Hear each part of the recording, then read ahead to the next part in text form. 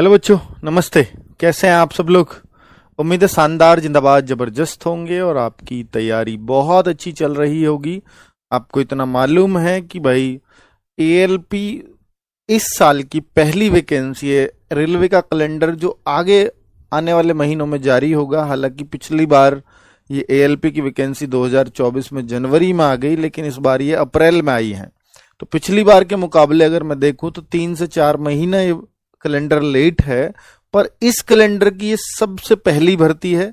इसके बाद अगर पहले वाले की बात करूं तो पहले टेक्निकल की भर्ती आई थी, तो उम्मीद है कि एएलपी के बाद आपको टेक्नीशियन वाली भर्ती भी देखने को मिलेंगी। उसके बाद फिर इनका क्रम रहा था आरपीएफ वगैरह का, तो हो सकता है वो भर्तियां भी देखने को मिले। ठीक है, लेकिन अभी हम कैलेंडर की इस पहली भर्ती की बात करने वाले हैं। 2025 में एएलपी की जो पहली भर्ती आई है। हालांकि जो एएलपी के लिए बहुत सीरियस बच्चा है वो अभी सीबीटी 2 की तैयारी में लगा हुआ है, क्योंकि उनका सीबीटी 2 होने वाला है। उसकी डेट अनाउंस हो चुकी है, उसके एडमिट कार्ड आ चुके हैं, शायद आ चुके हैं, है ना।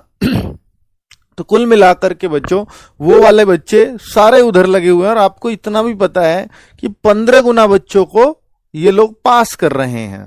किसमें? जो सीबीटी 1 में जो जितनी वैकेंसी होती है टोटल, उसका सीबीटी 1 से 15 गुना बच्चों को सीबीटी 2 में बिठाते हैं। तो आप सोचिए कि पिछली बार ये वैकेंसी 18-19 हजार थी, तो अगर ये 15 गुना मैं उसका कर दूं तो करीब 3 लाख, 2.5-3 लाख के आसपास वो बच्चा है। तो वो 3 लाख बच्चा तो सीबीटी 2 की तैयारी में लगा हुआ है। उसका ये फॉर्म वो जरूर भरेगा, लेकिन उसका ध्यान अभी इस तरफ नहीं है। वो 3 लाख बच्चा अभी अपनी तैयारी में है। वो पहले एग्जाम उसको दे लेगा, फिर वो देखेगा, डिसाइड करेगा कि हाँ भाई इसमें मेरी ये कमियां रह गई थी, तो अब मुझे अगले पे जाना है, नहीं जाना है, मेरा इसमें हो जाएगा, नहीं हो जाएगा, वो अपना एनालिसिस करेगा उसके बाद। और अगर मैं बोलूं कि भाई सीबीटी 1 में अगर बच्चे देखें तो मान लीजिए 18-20, 15-20 लाख बच्चे, जो भी, एक एग्जैक्ट फिगर तो नहीं है, पर 15-20 लाख बच्चे जो भी हों, तो 15-20 लाख में से पढ़ने वाले कितने होते होंगे? भाई वही 2.5-3 लाख बच्चे होते हैं, और वो तो पढ़ने वाले तो सारे उस तरफ लगे हुए हैं। फॉर्म भरने वाले होते हैं, बाकी तो पढ़ने वाले इतने ही होते हैं किसी भी एग्जाम में। ठीक है, तो कुल मिलाकर के आपसे इस बात के माध्यम से ये कहना चाह रहा हूं कि आपकी ये वैकेंसी जरूर पहले बार से आधी हुई है। मैं मानता हूं इस बात को, ये 10,000 ही हो गई ऑलमोस्ट, पर ये उतनी कम भी नहीं है कि आप ये सोचो कि सर इसमें तो हो ही नहीं पाएगा। आप देखो वो बच्चे अपने सीबीटी 2 में लगे हैं, फिर सीबीएटी में लगे रहेंगे, फिर अगले प्रोसेस में जुड़ेंगे, वहां जाकर के वो बाहर होंगे, क्योंकि 8 गुना तो सीबीएटी में भी पास किए जाते हैं ये लोग। तो आप इस बात का फायदा उठा सकते हो अब अपनी तैयारी को अभी से पुख्ता करके। क्यों? क्योंकि जो बच्चे वहां से रहेंगे वो मान लीजिए वो लास्ट में निकल के आए, तब उनके पास उतना समय नहीं होगा इसको कवर अप करने का।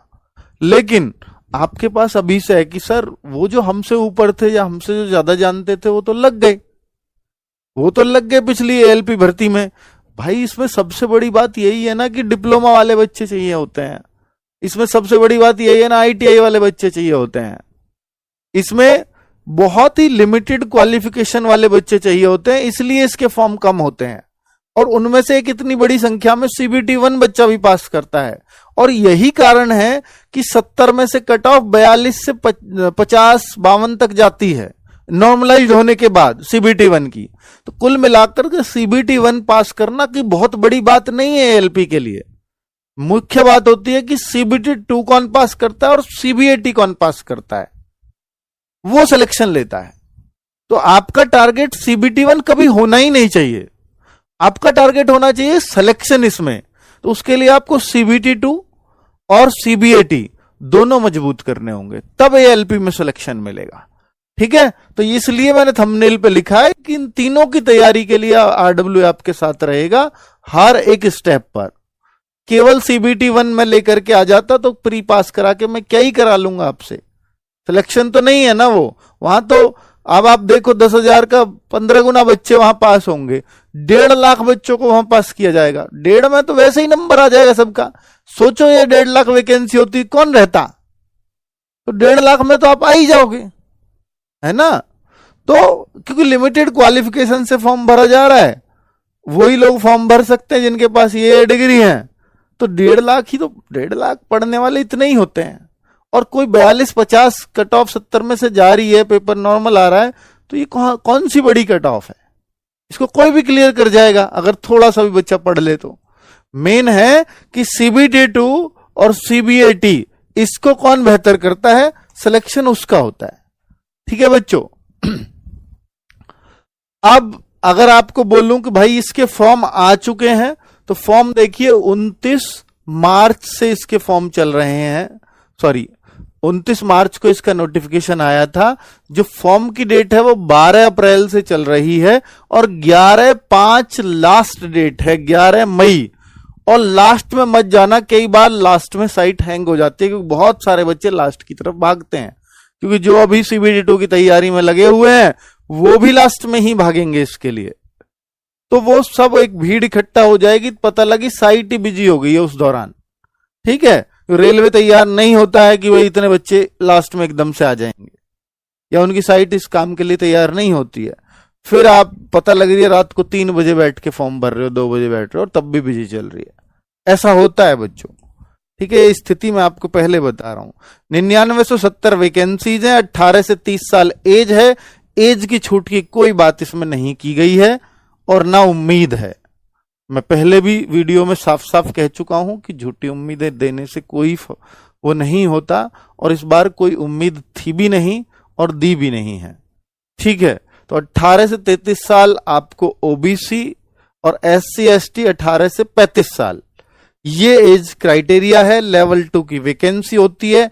ये आपका पे स्केल है, लेकिन जो इसमें सैलरी अगर मैं बोलूं तो भाई वो 40,000 के आसपास बनेगी। लेकिन इसमें जो बहुत सारे मतलब ओवर टाइम और ये सब मिला के सारे जितने भी इंसेंटिव वगैरह हैं, वो सब मिला करके बहुत सारे बच्चों की ऐसा होता है कि 2 साल के बाद 1-1 लाख रुपए सैलरी बन रही है। ऐसा होता है, ये इकलौती वैकेंसी है। ठीक है, सरकारी सैलरी 1 लाख मिल रही हो तो और क्या चाहिए भाई। चलो तो इसमें जो योग्यताएं हैं वो आपको मालूम ही है कि 10th तो है ही, 10th के साथ आपको ITI होना चाहिए, या पॉलिटेक्निक वाला डिप्लोमा आपके पास होना चाहिए, पॉलिटेक्निक का। ठीक है, या अगर ये भी नहीं है तो फिर आप बीटेक होने चाहिए। और बीटेक भी इसमें सिविल वाली नहीं चलती, कंप्यूटर साइंस वाली नहीं चलती, मैकेनिकल चलती है, इलेक्ट्रिक चलती है, इलेक्ट्रॉनिक वाली, इलेक्ट्रिकल वाली चलती है, और इलेक्ट्रॉनिक्स वाली चलती है। ठीक है, तो ये वाली बीटेक इसमें काम करती है। बी बैचलर ऑफ इंजीनियरिंग, ये भी वही चीज होती है, और सिविल और CS के लिए मना किया है स्पेशली। ठीक है, चलो तो ये योग्यताएं हैं जो इसके फॉर्म को भरवा सकती हैं आपका, और वो सबने भर दिया होगा, सबको पता होगा। अब देखिए, मैं अगर बात करूं जीके और करंट अफेयर्स मिला के जो CBT 1 आता है उसका, वो उसके 10 नंबर इसमें होंगे। साइंस 20 नंबर होगी, मैथ्स 20 नंबर होंगे, 20 ही क्वेश्चन होंगे, रीजनिंग 25 नंबर की होगी। तो सबसे ज्यादा यहाँ रीजनिंग है, और ये सब वो बेसिक सब्जेक्ट हैं जो हर एग्जाम में आप पढ़ते हो। इसलिए 75 में से यहां 50 के आसपास अगर आप नंबर ले आते हो तो इस CBT 1 क्लियर हो जाता है। और ये तो नॉर्मलाइज्ड मार्क्स हैं, कम भी आते हैं तो नॉर्मलाइज होकर के यहां पहुंच जाओगे। तो 50 के आसपास पर आप ये क्लियर हो जाता है। 60 कर ले तो एकदम सेफ जोन में हो। ठीक है, तो ये कोई बहुत बड़ी बात है नहीं इसमें इतना करना, क्योंकि साइंस भी उतनी मुश्किल नहीं पूछी जाती, पर अगर थोड़ी बहुत मुश्किल पूछी जाती है तो वो साइंस ही होती है। चलो, इसका जरूर ध्यान रखना है, 1/3 की नेगेटिव मार्किंग जरूर होती है यहां पर। तो ये CBT 1 है। जो मुख्य बात है वो है CBT 2, क्योंकि CBT 1 एक बार आप क्वालिफाई करके CBT 2 में आ गए तो CBT 1 के मार्क्स का फिर कोई महत्व नहीं है। चाहे आपके 75 में से 75 पूरे ही थे, उसका फिर कोई अर्थ नहीं रह जाता। तो भाई ये जो है इसके मार्क्स का अर्थ पड़ता है, बिल्कुल पड़ता है। मैथ्स के 25 मार्क्स हैं, देखिए रीजनिंग के 25 हैं। जो मेन बात है यहां पर वो इस बार अब कोई GS VS कुछ नहीं है, यहां सीधा सीधा एक बात है कि साइंस और इंजीनियरिंग पार्ट होता है जो 50 नंबर का है, जो इस बार भी बच्चों को बहुत अच्छे से हमने YouTube पर ही कराया है, बहुत सारी उसकी वीडियोस भी हैं। तो सीबीटी 2 के लिए स्पेशली ये वाला पार्ट, क्योंकि ये दो तो आप सीबीटी 1 में भी पढ़ के आ रहे हो, तो इस पे अगर आप बहुत गौर देते हैं निश्चित तौर पर ये पार्ट बहुत अच्छा हो जाता है। और इसमें स्पेशली फिजिक्स ही रहता है और इंजीनियरिंग के चार्ट्स रहते हैं जो थोड़े से आपको सीखने पड़ेंगे, और ये सीखना बहुत बड़ी बात है नहीं, ठीक है। तो क्योंकि आप साइंस के स्टूडेंट, मान ही लेता हूं मैं, आपको आईटीआई करी हो, चाहे पॉलिटेक्निक करी हो, चाहे बीटेक करी हो, तो साइंस आप इतनी जानते ही होंगे, ठीक है। तो 50 नंबर की ये साइंस और ये टोटल मिला के 100 नंबर का पेपर हो जाता है। सर यही है सीबीटी 2, जिससे डरना है हमें भाई। इसमें बस थोड़ी सी मेहनत इसमें ज्यादा करनी है, मेन बात। और क्या है सर, एक ये सीबीटी 2 पार्ट ए लिखा है, सीबीटी 2 पार्ट बी भी है एक, जिसको आपको सिर्फ क्वालिफाई करना है। और उसमें यह है कि अगर आप इलेक्ट्रिकल इंजीनियरिंग वाले हैं या इलेक्ट्रिकल से आपकी पॉलिटेक्निक या आईटीआई हुई है, तो आपके पास ये सब चीजें आएंगी, आपको ये सब चीजें तैयार करनी होंगी, ये सब्जेक्ट होंगे आपके पार्ट बी के। अगर आप इलेक्ट्रॉनिक्स से हैं तो ये है, अगर आप मैकेनिकल से हैं तो ये है, आप ऑटोमोबाइल इंजीनियरिंग से तो ये कॉम्बिनेशन है आपका। तो कुल मिलाकर के ये वाला पार्ट जो है ये अलग अलग इंजीनियरिंग के लिए अलग अलग आएगा, और इसमें मात्र 33%, 35% आपको लेकर के आना होगा। 35% ले आओ, पास हो जाओ, उसके बाद इसका कोई महत्व नहीं है, सिर्फ पास होना है इस पेपर में। और ये भी ऑब्जेक्टिव टाइप आएगा, जी हां, ये भी ऑब्जेक्टिव टाइप ही आएगा, ठीक है। और इसके आपके 75-70 कितने क्वेश्चन आते हैं, हाँ उतने ही आते हैं, और उसको आपको पास करना होता है। बस मेन है आपको, अगर वो पास कर लिया तो पार्ट बी सिर्फ पास करना है, और पार्ट ए में आपको 100 में से मैक्सिमम मार्क्स गेन करने हैं, जो आपको सीबीएटी की तरफ लेकर के जाएंगे। कट ऑफ उस आपकी पार्ट ए से ही लगनी है, ठीक है। अब आप इसका प्रोसीजर समझो। सीबीटी 1 पास किया 15 गुना बच्चों ने, मान लीजिए 10,000 वैकेंसीज है, 10,000 है ही, मान क्या लें, तो ये 1.5 लाख बच्चे इसमें बैठ रहे होंगे। कितने? 1.5 लाख। अब 1.5 लाख इसमें बैठेंगे तो सीबीटी 2 के दोनों पार्ट बी जिसने पास किया प्लस पार्ट ए में जो अच्छे मार्क्स लाया, उस हिसाब से उन बच्चों को 8 गुना बच्चों को, वैकेंसी का 8 गुना, यानी 80,000 बच्चों को सीबीएटी के लिए पास किया जाएगा, ठीक है। तो ये आप देखो कि भाई यहां तो केवल 70,000 बच्चों को ही फेल कर रहे हैं, आधे से ज्यादा बच्चे तो इसमें लिए ही जाने हैं, तो यहां बहुत ज्यादा बच्चा फेल होगा भी नहीं। फिर फाइनली एक मेरिट बनेगी जो डीवी और मेडिकल के लिए आपकी रहेगी, ठीक है। तो डॉक्यूमेंट वेरिफिकेशन और मेडिकल तो सब में होता ही, मेडिकल इसमें A1 चाहिए, अच्छा मेडिकल चाहिए। तो भाई अब बात ये है कि देखो ये सर कोई बहुत बड़ी बात है नहीं, सीबीएटी की जो हम लोग तैयारी कराएंगे वो भी कोई बहुत मुश्किल चीज नहीं है। मैं फिर बोल रहा हूं, सीबीएटी करना बहुत बड़ी चीज नहीं होती, थोड़ी सी प्रैक्टिस अगर आपकी हो जाए तो इतनी साइकोलॉजी सबकी होती है कि आप इस साइकोलॉजी वाले टेस्ट को पार कर जाते हो, ठीक है। आप अगर स्टेशन मास्टर बनते हैं तब भी एक सीबीएटी आपको देना होता है, ठीक है। तो ये बहुत बड़ी चीज नहीं है, एक कॉमन सा टेस्ट है। बात है ये कि इसमें आप कितने अच्छे मार्क्स गेन करोगे, है ना। और इसमें क्या एक मुख्य सब्जेक्ट है साइंस एंड इंजीनियरिंग, जो 50 नंबर का है, वो आप बेहतरीन पढ़ोगे, प्लस जो 35% लाने हैं क्या उतने ला पाओगे, क्योंकि वो सब्जेक्ट आपने पॉलिटेक्निक में पढ़े होंगे, वो सब्जेक्ट आपने आईटीआई में पढ़े होंगे, वो सब्जेक्ट आपने बीटेक में पढ़े होंगे जो पार्ट बी वाले हैं, ठीक है। तो उनको यहां दोहराया जाएगा और 35% लाना, इसलिए वो बहुत कंसर्न नहीं है, बहुत बड़ी चिंता का विषय नहीं है। सीबीटी 2 प्लस वो कंसर्न, उन दोनों को हम लोग सॉल्व कर रहे होंगे।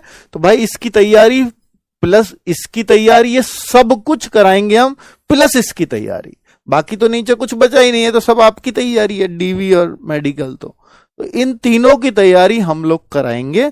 आप लोग बैच की पूछ रहे थे, तो उस बैच का नाम होगा तेजस बैच, ठीक है। तेजस बैच होगा 1 मई से आप इसको रोजगार विदंकित ऐप से खरीद पाओगे, RWA ऐप, ठीक है भाई। RWA ऐप से ये परचेज कर पाओगे। पिछली बार भी हम ALP का बैच लेकर के आए थे, लेकिन तब CBT 1 कराया था, ये बोला था बच्चों को।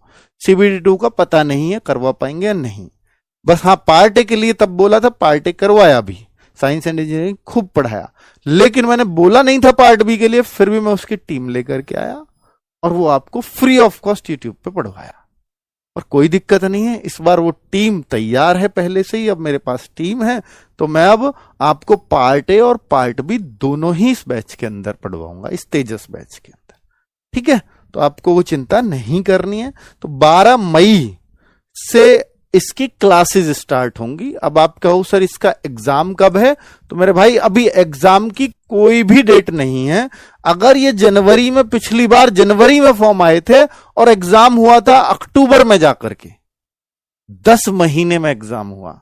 इस बार अप्रैल में फॉर्म आए हैं, अगर मैं उसी हिसाब को लगाऊं तो फिर तो अगले साल की फरवरी में एग्जाम पड़ रहा है। पर कोशिश ये रहेगी इनकी कि 2025 में ही एग्जाम कराएं, क्योंकि पहली बार था, पहली बार कैलेंडर फॉलो कर रहे थे, तो हो सकता है कि भाई थोड़ी दिक्कतें रही होंगी कंपनी वगैरह हायर करने में, पर अब तो इनका कॉन्ट्रैक्ट उनसे पहले ही है। हो सकता है अक्टूबर में इस बार भी एग्जाम कराते हैं, पर अक्टूबर से जल्दी की उम्मीद करना भी मत, जैसे इनके रवैये चल रहे हैं अभी। कि अभी एनटीपीसी का पिछली साल का नहीं ले पाए, ग्रुप डी का पिछला साल का नहीं ले पाए, तो बहुत मैं आपको उम्मीदें नहीं दूंगा कि ये 3 महीने में हो जाएगा, 2 महीने में हो जाएगा। तो एग्जाम सीबीटी 1 ही होने में ऐसा लगता है, ऐसा प्रतीत होता है कि अक्टूबर आ ही जाएगा। ठीक है, तो आप ये मान लो कि ये बहुत जल्दी भी करा पाए तो सितंबर अक्टूबर से पहले एग्जाम नहीं करा पाएंगे। तो तेजस बैच इसके लिए रहेगा, तो जिसको हम बहुत आराम से, बहुत तसल्ली पूर्वक कंप्लीट कर रहे होंगे। तो भाई ये कैसे कैसे लेना है वो सब मैंने आपको बता दिया है। ये तेजस बैच की सीबीटी 1 की टीम होगी, प्लस इसमें सीबीटी 2 की भी है, जो science and engineering, maths, reasoning पढ़ाएंगे। लेकिन पार्ट बी की टीम अभी यहां नहीं दिखाई है। तो जिस दिन बैच के बारे में बताऊंगा, उसकी फीस बताऊंगा। और आपको पता है कि आरडब्ल्यूए सबसे कम फीस रखता है। हालांकि आपको भी मालूम है कि इसकी जो पार्ट बी है वो अगर हमें कराना है तो वो बहुत बड़ा सिलेबस है अपने आप में, तो बहुत सारी टीम इसके लिए लगती है। तो फीस फिर भी आप आरडब्ल्यू पे भरोसा रखते हैं तो वो ऐसी रहेगी कि हर बच्चे के बजट में रहे। ठीक है, चलिए बच्चों, तो ये मुझे आपको जानकारी देनी थी। थैंक यू वेरी मच, नमस्ते।